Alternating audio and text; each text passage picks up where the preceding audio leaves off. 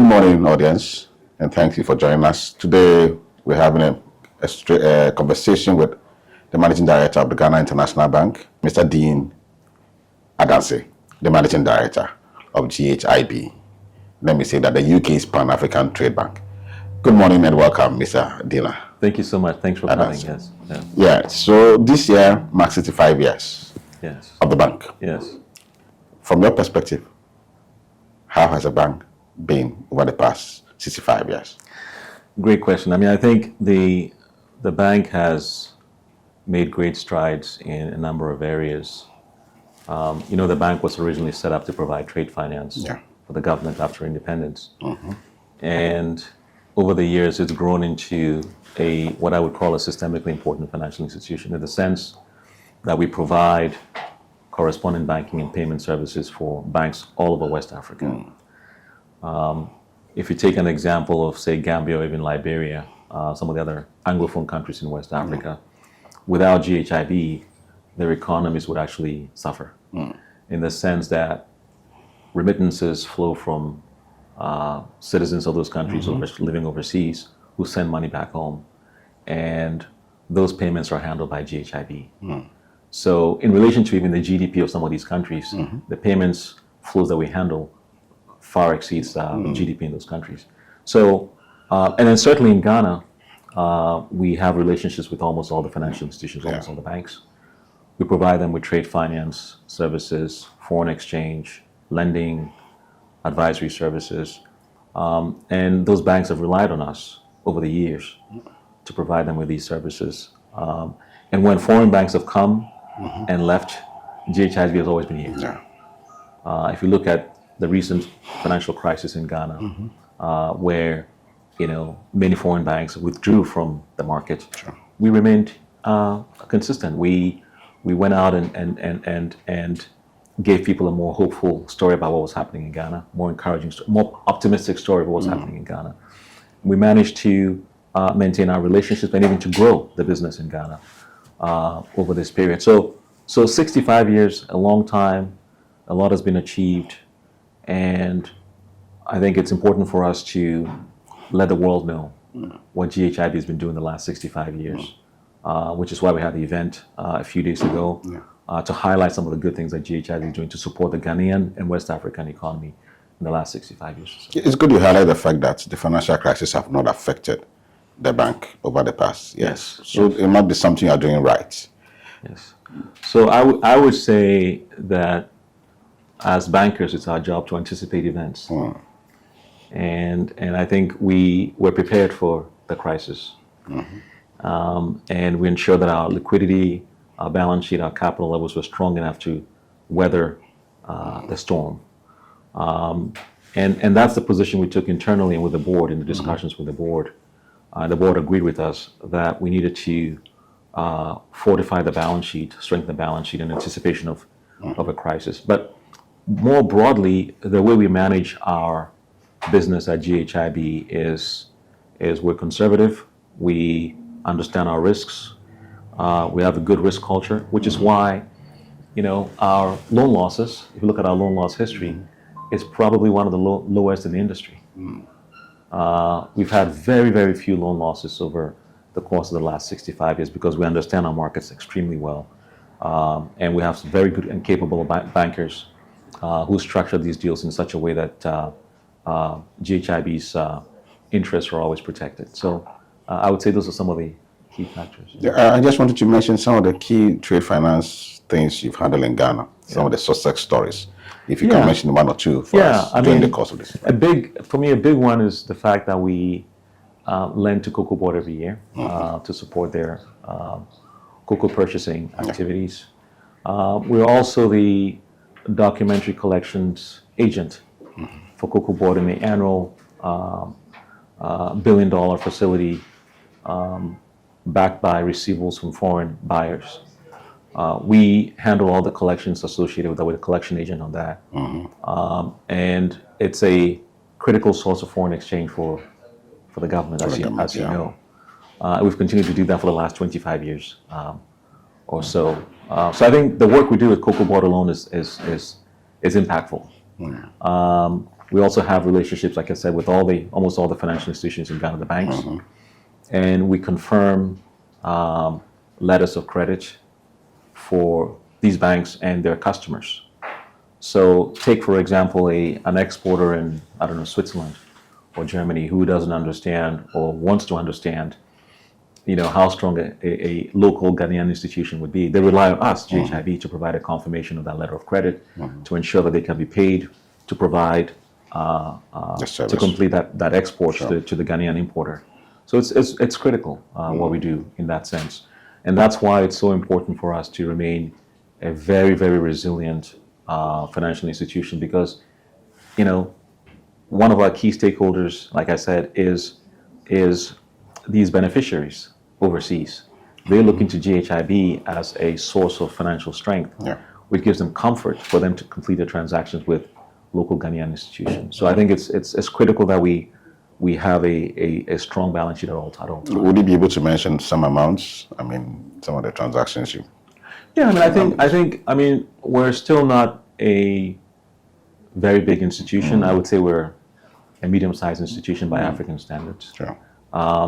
But I think when people look at the quality of our loan book, when they look at the quality of our balance sheet, how liquid the balance sheet is, the loan losses we've experienced in the past, I think they get comfortable. In fact, we're required to do a stress test. After the financial crisis, banks are required to do stress tests. And if those stress tests go to the regulator and the bank is found not to have enough capital, they're required to raise additional capital or to have additional liquidity.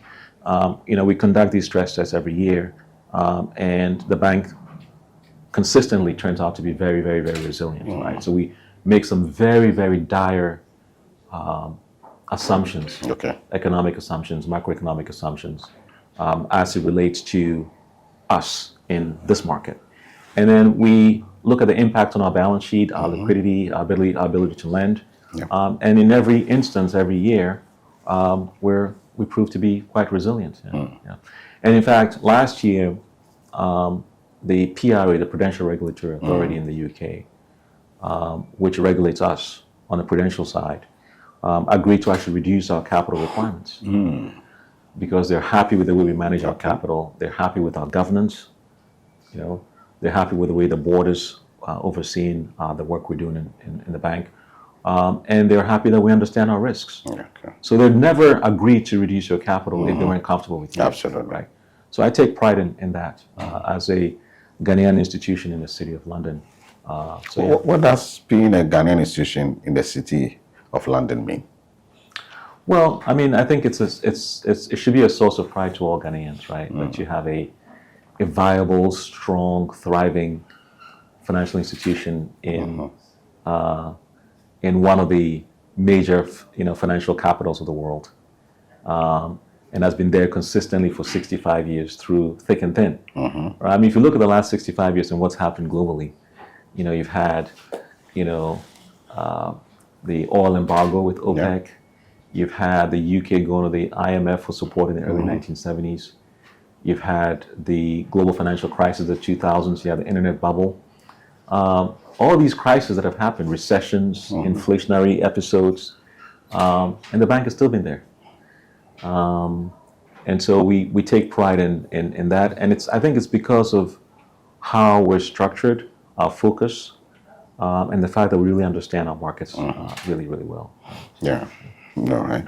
Is the GHB a Ghanaian bank or a UK bank? Okay, no, that always draws interest, right? So we're a Ghanaian-owned bank, but we're a UK bank. Yeah. Right. So a Ghanaian-owned bank, registered, incorporated in the UK. That's probably the most accurate way to put it. Yeah. And this is the trade finance business about 80 billion cedis. That's what some people say. The gap is $80 billion. $80 billion. Yes. Yeah, that's fine. How does GHB fit into this? Yes, so it's precisely because of the opportunity that we think GHIB should be positioned as as a trade bank. We see a huge opportunity there for us. Yeah. The likes of African Development Bank are actively involved in the trade finance side. You've got in East Africa, Trade Development Bank and Development Bank, TDB, actively involved in that space. But there's still not enough capital in the markets to address that gap. And we believe GHIB is in a position to, in our sort of modest way, at least initially, have an impact, especially in Ghana and West Africa. All right. And that when you talk about having an impact, does it mean that you're going to have presence within these regions? And, and how far have you gone with those projects? So, I mean, when you talk about presence, we don't have a physical presence in these markets yet. We do business in Ghana, Nigeria, Sierra Leone, Liberia, Gambia, Guinea, Senegal. We have relationships with banks there. We've done different kinds of transactions in these markets. And now we're trying to build those same kinds of relationships with institutions in East Africa. Now, depending on how things go, if we're successful, then eventually we could end up having a physical presence in some of these markets if it makes sense and the critical mass is there. But for now, we're going to approach it on a cross-border basis. Okay. And the strategy is to involve local banks, right? Yes, very much so. Very much so initially, because they know the markets really well. They have the customers. Yeah. And even in Ghana, our work involves, to a great deal, working with the local Ghanaian financial institutions. They're the ones who, so we're not necessarily trying to compete with the local banks. We're trying to partner with complement their Yes, efforts. exactly. They have the customers, they understand the markets, and we can help them help their customers. Sure. Right. A recent report indicates that a lot of the big banks are avoiding Africa because of the risk, and of course margins are kind of shrinking. Does that pose a threat to GIB? No, well, not really, because again, we've been doing this for 65 years. We've done transactions in East Africa. We've done a lot of transactions in West Africa. And certainly in Ghana, we've been very, very active on all kinds of deals, supporting state-owned institutions, corporates, as well as the financial institutions. I guess it all depends on your risk appetite. It also depends on what your focus is. Our focus is on these markets. So we make it our business to understand who we're dealing with, what the key credit issues are, and structure our transactions in such a way that it minimizes the risk to us. Now, other institutions are not even willing to use their balance sheet to take risk in this part of the world, but we are. We've done that for 65 years, and we'll continue to do so. I mean, is lending to a financial institution in Kenya, more risky than lending to a financial institution in, I don't know, Mexico? It all depends. Okay. You have to look at their numbers, you have to look at their markets, who their customers are, their business model. But if you take a blanket view that, oh, well, that country has a B rating, and therefore it's more risky than a country that has a B plus rating, then you might miss some opportunities. Yeah. So your shareholding structure is that of Bank of Ghana and some local banks. Yes. And we are currently going through a process of recapitalization because of the DDEP. Sure. How does this impact on your strategy going forward? It doesn't at all. Okay. We have enough capital to execute on our strategy in the near term and intermediate term. So the recapitalization of local banks doesn't affect us at all. In fact, particularly your shareholders. It doesn't. Commercial Bank and ADB. It doesn't. I mean, if anything... And even Bank of Ghana itself is also going under some form of structuring. Well, financially. From our perspective, having the capital levels that we currently have, which we think is sufficient to carry out our strategy, we might even be a positive impact going forward, because don't forget, when we are successful, our shareholders are successful. Absolutely. So if we're able to execute on this trade strategy going forward effectively, and our earnings grow, well, guess what? We can pay more dividends to our shareholders, and those dividends can be used to recapitalize the local banks. So the better off GHIB is, the better off our shareholders will be in the long run. So that's kind of how I see it. So we have plenty of capital to carry out our business, and if we're successful, our shareholders will be successful as well. You mentioned about the strategy. Yeah. Is the strategy the UK's Pan-African Trade Bank now? Yes. And how are you going to execute that? Well, the execution of the strategy is straightforward. We're going to work with local banks. We're going to work with local corporates. We're going to work with beneficiaries overseas. We already have relationships with some of the biggest global commodity traders in the world. Shell, Trafigura, Vitol, BP, and to the extent that these African countries and these sub-Saharan African countries rely heavily on imports of various types of goods, then the local financial institutions are in a position to address those import requirements. And GHIB then is in a position to support them in those import requirements. So you take a country like, I don't know, Tanzania or even Kenya. What do they import? I mean, petroleum products is always going to be at the top of the list. GHIB is in a position to assist the local banks in providing credit support for them to be able to import those critical commodities they need for industry. So, yeah, I mean, I think working with the financial institutions, working with corporates, expanding our relationships with on the correspondent banking side, improving our payments capabilities. I think those are some of the areas where we can be quite successful. Yeah. And the focus is on Sub-Saharan Africa. Correct. Why Sub-Saharan Africa? Well, I mean, because the need is greatest in Sub-Saharan Africa.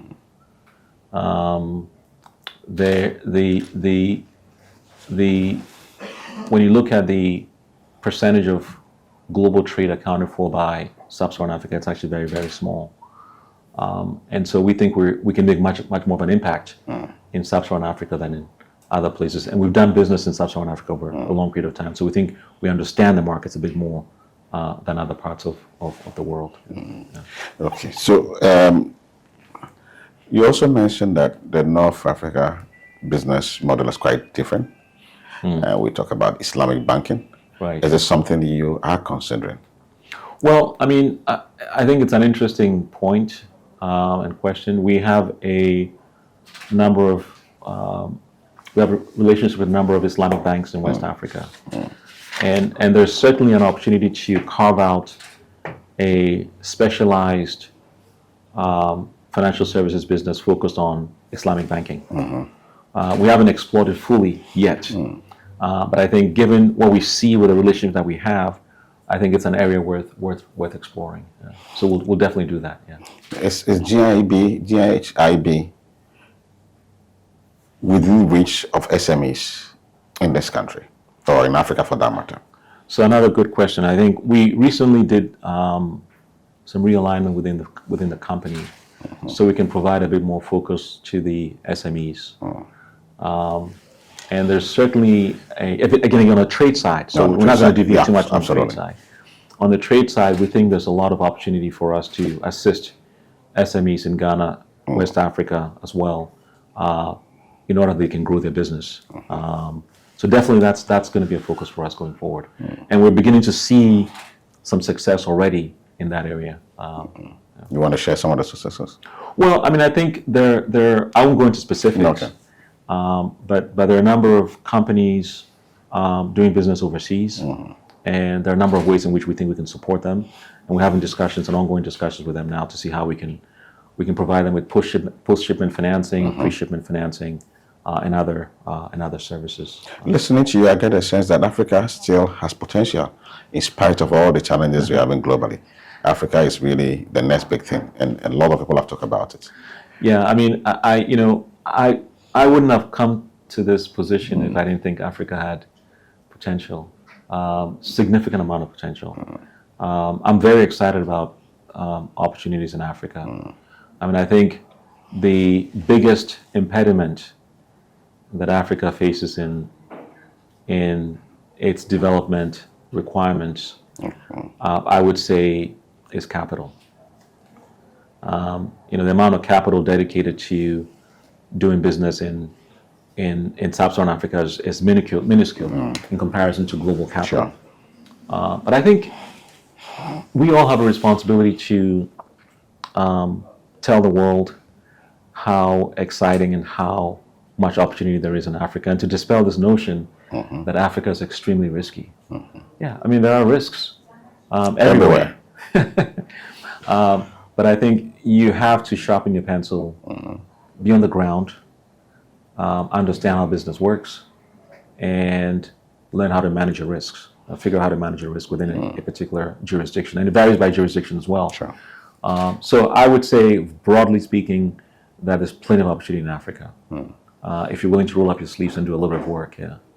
How that's been on the ground for 65 years in Ghana give you a leverage to enter Africa? Yeah, I mean, I think there's a lot of goodwill in the market when we come in and we say we're from Ghana International Bank, as opposed to some other institution. Yeah. So that goodwill alone is helpful.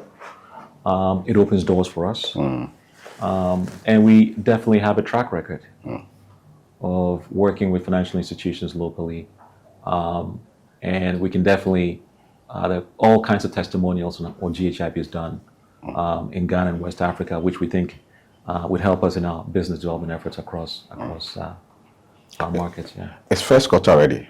How is the readouts for performance in the first quarter? Yeah, I think we're doing well. We had our board meetings earlier this week, and I think the shareholders were briefed on our performance so far this year. And I think we're on track to meet our objectives for the year. Yeah. How does the next 10 year look like? Well, so my own view is GHIB can be significantly more important than it currently is. And that means we have to find a way to grow the size of the balance sheet. And that means we have to find a way to grow our capital base even more than it currently is, to have that kind of impact that we believe we can have.